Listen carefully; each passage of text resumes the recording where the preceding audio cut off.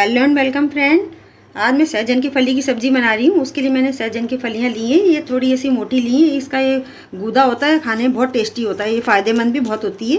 देखिए मैं इसको ऐसे काटूंगी, इसको ऊपर से, फिर इनके जैसे साइड से ऐसे ये रेशे रेशे इनको यूँ निकाल देना है, ऐसे चाकू से या अपने हाथ से भी ईजीली निकल जाते हैं। देखिए कैसे ईजीली निकल रहेंगे। ये देखिए, फिर इनको इस साइज़ में काटूंगी। ये देखिए आपको बता देती हूँ काट करके। ये देखिए इस साइज में साइज।